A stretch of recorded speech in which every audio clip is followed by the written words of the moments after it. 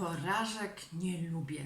Źle wpływają na morale, osłabiają entuzjazm, niszczą wyobraźnię, niszczą wiarę w siebie, przytępiają wyobraźnię i rozwiewają taki wyraźny cel, który sobie postawiłam.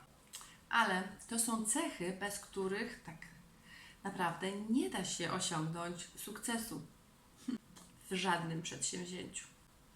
Bo było już w historii świata bardzo wielu uzdolnionych wynalazców, obdarowanych niesamowitymi talentami, zdolnościami, a jednak świat o nich nie usłyszał.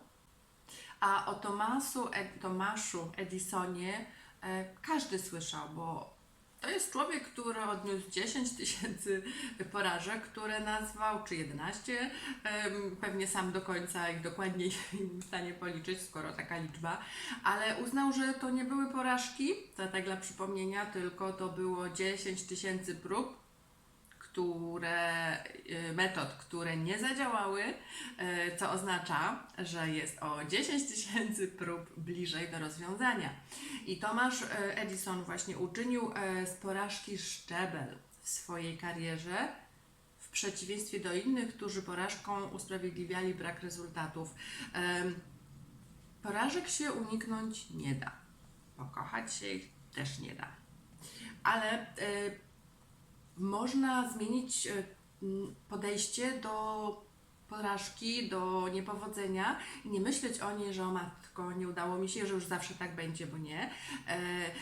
Ja zmieniłam to w ten sposób, że zaczęłam myśleć, że oczywiście to jest przykre, to człowieka dołuje, to się wtedy zastanawiasz, co ja źle zrobiłam, dlaczego mi się nigdy nie udaje, ale to wtedy jest taka, skupiasz się na tym, żeby dalej tak było. A ja się w którymś momencie, nie wymyśliłam tego sama, to usłyszałam od mądrzejszych ludzi, ale zaczęłam to wprowadzać, nie było łatwo, nie od razu się to wszystko udawało, ale krok po kroczku zauważyłam, że to przynosi efekty i za każdym razem, jak coś mi się nie uda, coś nie idzie po mojej myśli, to jak już wpadam w taki rytm, że o matko, jestem niezadowolona albo jestem przygnębiona, przybita, to zaczynam sobie myśleć, czasami mi te myśli gdzieś uciekają, to wtedy gdzieś zaczynam zapisywać, czy na kartce, czy w telefonie chociażby.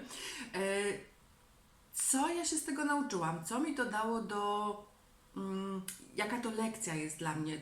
Co innym razem mogę zrobić inaczej? Dlaczego się nie od razu, nie zawsze można określić, dlaczego się nie udało, ale co mi to daje? Dlaczego mnie to zezłościło? Co być może z tych elementów, które w tym przedsięwzięciu robiłam tych czynności, co mogę zmienić i popróbować. I bardzo Ci polecam odwrócić to myślenie, nie skupiać się na tym, że się nie udało, że wszystko było źle, bo wszystko na pewno nie było źle. Coś tam, któryś z tych elementów, być może kilka się złożyło na to, że się nie udało, ale to jest tylko kilka elementów i można poszukać metodą prób i błędów, albo znaleźć mentora, albo poradzić się po prostu, nawet porozmawiać z kimś. Czasami to nie musi być mentor, ekspert w danej dziedzinie, to może być ktoś, kto po prostu Tobie otworzy jakąś myśl, zainspiruje Cię jakąś klapkę w głowie, jak się otworzy i raptem myślisz sobie, jejku, eureka, to ja to mogę zrobić inaczej, spróbować. Bardzo Ci polecam, bo porażka nie jest czymś, co jest Ci dane raz na zawsze, jest tymczasowa i jak sobie pomyślę, że mogę z każdej porażki uczynić swój szczebel do sukcesu i tych porażek ileś tam już w życiu, jak patrzę w tył, było dużo, to jak sobie pomyślę, Boże, było ich tyle, to ja już jestem tu. Do nieba może jeszcze daleko, ale już znacznie bliżej niż tam. Polecam Ci bardzo spróbować, tak? Polecam Ci też po raz kolejny książkę Napoleona Hilla Przechytrzyć diabła, czyli Sekret wolności i sukcesu. Zostawiam link w komentarzu do tej książki, a teraz naciśnij tutaj i zasubskrybuj mój kanał i nastaw ucho na następne wideo. Nie będzie o porażkach. Pozdrawiam Cię serdecznie i do zobaczenia.